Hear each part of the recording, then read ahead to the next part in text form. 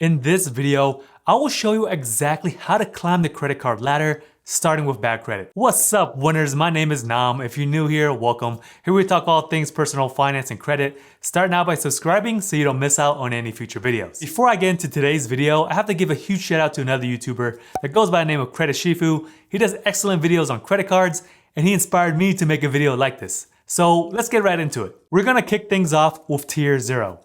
This is generally for people who have credit scores below 600. People in this tier probably have poor credit, and they probably have high credit card debt, a few late payments, collections or charge-offs, and possibly bankruptcy. If this describes you, then I can't recommend getting a new credit card just yet, just due to the fact that you need to fix the problem at hand first. Because if you are able to correct your credit, you can go ahead and probably jump a few tiers ahead because you probably built some sort of credit history. This is sort of like cheat codes for the credit card game. So if you do have high credit card debt, the best thing you can do right now is try to lower it. But if you don't have the financial means to do so, then do not open up a new credit card thinking that it will improve your credit score. The reason being is that one, it's gonna be pretty difficult to get approved, and second, the credit card companies may not give you that high of a credit limit. The way to tackle credit card debt is as simple as paying it off to the best of your ability, or you can try to think about getting a debt consolidation loan. The way that credit card debt compares to loan debt impacts your credit score much differently. Even though these are both bad debts,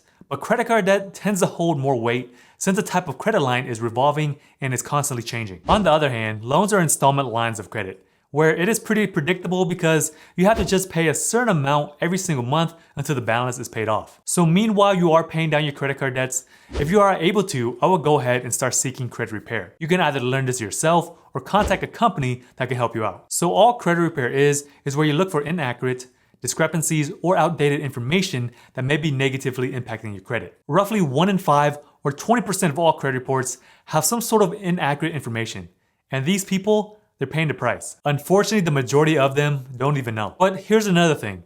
Even if you have collections, late payments, or any other type of delinquency, it is still possible to get them removed. If information is not reported correctly, or the credit bureaus cannot verify that the information is indeed correct, this is when you can dispute the item and get it removed. As a shameless plug, I do have a DIY credit repair course coming out.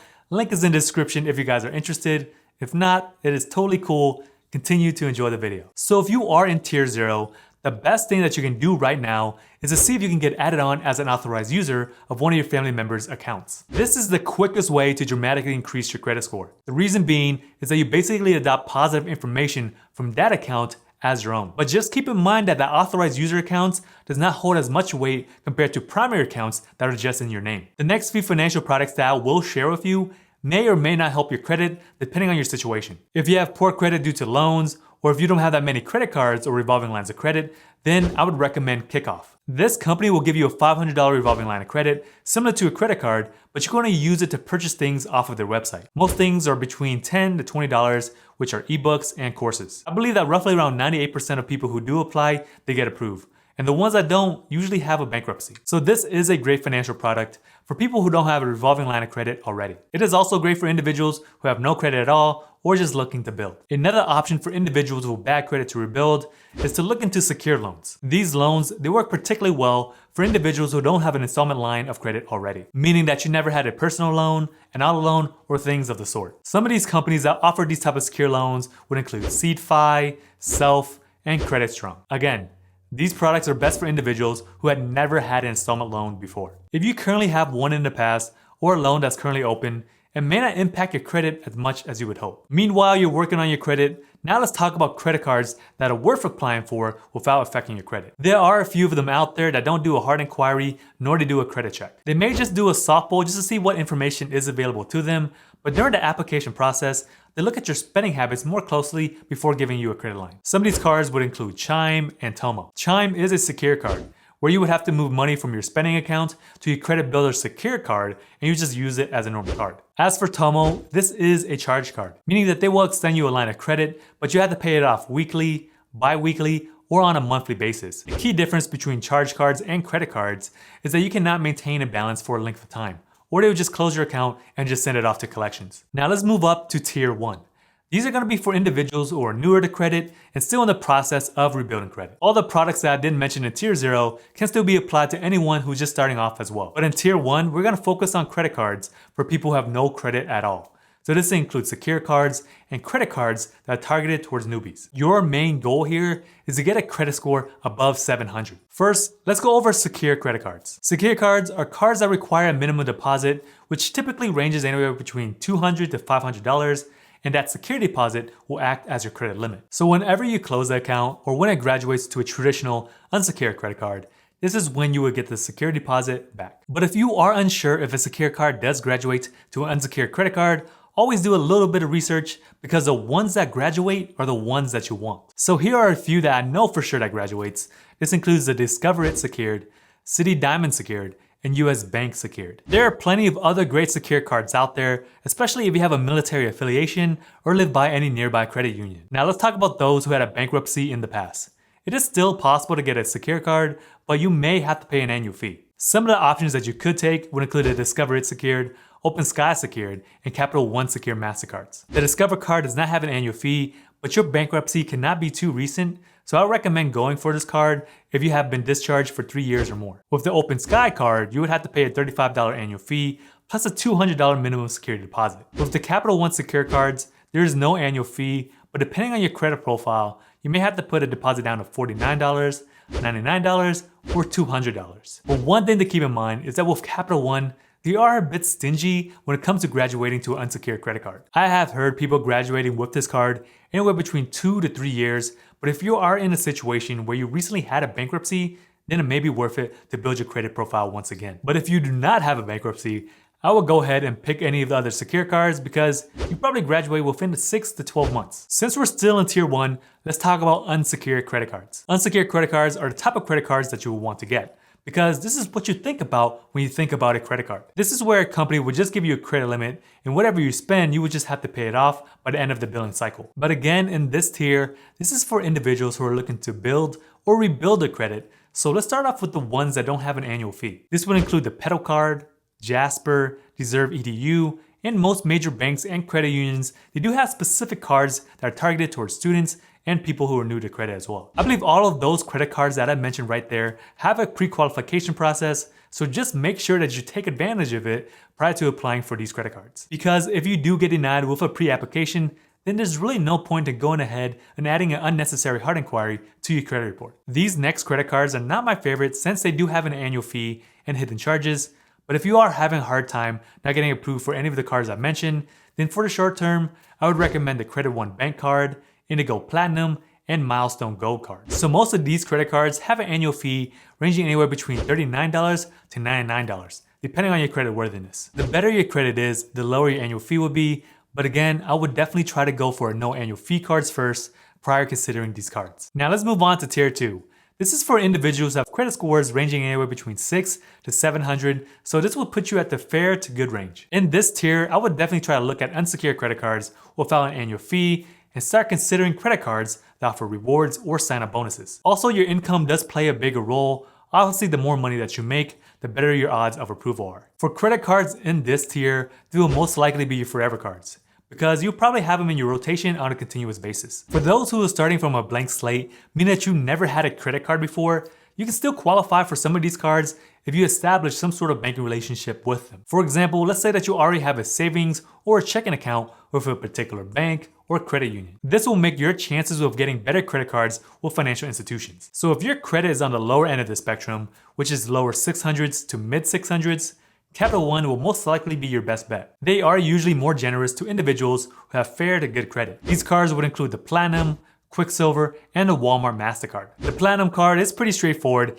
and is just a credit card with no rewards or annual fee. The Quicksilver gives you 1.5 cash back, and the Walmart Mastercard is a pretty great reward card if you shop at Walmart often. The good thing with Capital One is that they allow you to pre-qualify for most of their cards, so just make sure you take advantage of that before doing a full application. If your credit score is in the higher 600s, this will allow you to get better credit cards, rewards, and sign-up bonuses. These credit cards would include the Apple Card, Chase Freedom Flex, Discover It, Citi Double Cash Card, AMEX Blue Cash, and Bank of America Cash Rewards Card. As a special note, there has been some recent updates to the Apple Card since you can see whether or not you get approved with no impact to your credit score, And if you don't get approved right away, you may get the opportunity to go through the Path to Apple Card program. This is a program that allows you to get you to where you need to reapply for this card. With that being said, in this tier, this is when you start to see bonuses ranging anywhere between $100 to $300. Plus you get rewards ranging anywhere between 1 to 5% cash back depending on the category. If you are more savvy with earning your points, then you can pick a card that has rotating categories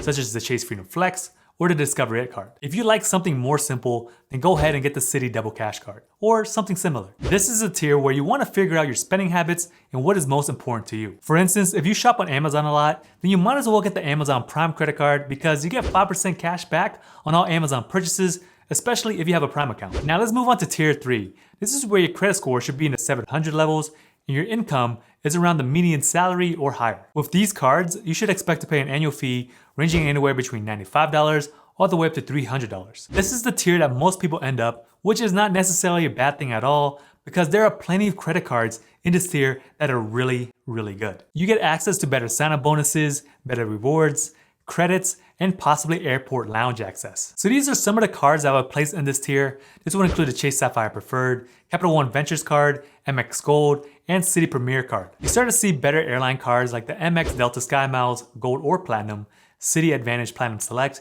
and United Explorer card. Airline cards are especially helpful if you do travel quite often because you get extra benefits such as free checked bags for you and your companions, preferred boarding, and discounts in flight. If hotels are more of your thing, then I would go for the IHG Premier, Marriott Bonvoy Boundless, or World of Hyatt credit card. So usually hotel credit cards that does have an annual fee, you usually get a free night stay every single anniversary year. This is super helpful because it kind of pays for the annual fee itself. Additionally, if you are a member, if you stay a certain amount of nights, such as 3 nights, your 4th night may be free.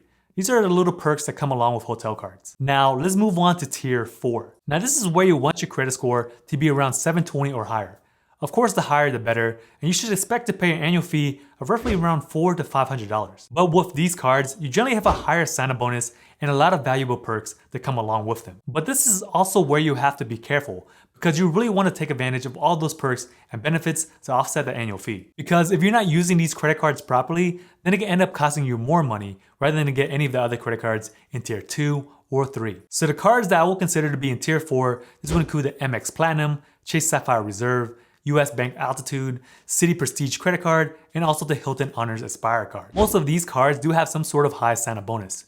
You also get airport lounge access. You also get credits for certain things such as Uber Eats, groceries, shopping, and many more. But again, let me reiterate this because you must use all of these perks and benefits to offset the annual fee. If not, you're just wasting money. Plus, another thing to think about is that if you are not going to spend any of the money on those benefits normally, then you're kind of just forced to spend on things that you normally would not. So if you made it to tier 4, you should be more of an advanced credit card user. Now let's move on to tier 5, which is the final boss that most of us probably will never reach. These are gonna be the most exclusive cards that anyone can get. Usually these are by invite only, and you typically gotta spend a certain amount of money every single year or have a net worth of a certain amount to even qualify. This would include cards such as the AMEX Centurion, JP Morgan Reserve, and the Citi Chairman card. So first, let's briefly go over the Centurion card. This card has a $10,000 initiation fee with a $5,000 annual fee. It is only available by invitation only, and there has been many rumors around saying that you gotta spend at least $250,000 a year. I've also heard individuals waiting for this card and not getting invited, even though they spend that much in a month. It would most likely be more simpler to get the business black card, since businesses can rack up much more expenses compared to personal expenses. I did make a video in the past of how you can make a copycat black card by signing up for a bunch of different credit cards that have similar perks, but there's just some perks and benefits that cannot be replicated. As for the JP Morgan Reserve card, it is reported you gotta have at least $10 million in assets that's managed by JP Morgan Private Bank to receive an invite. The annual fee is $595, and the perks and rewards are very similar to the Chase Sapphire Reserve card. Next is the Citi Chairman. This one again is invite only, and you must be a Citigroup Private Bank member. You can get up to a $300,000 credit limit, and this credit card has the lowest fee of the bunch, coming in at $500. So if you are starting off with bad credit, try to go through the tiers and start repairing your credit so you can get above 600 before applying for more credit lines. I believe that most people should be between tier 2 and tier 3 if they like to maximize the use of credit cards. Tier 4 is pretty great, but you really gotta know how to maximize those cards so you can offset those annual fees. And tier 5 is basically just for clout because you can get the majority of those benefits with other credit cards. So now I wanna turn it over to you. What tier are you currently in and where is your current goal? Let me know in the comments below. I'll see you guys in my next videos.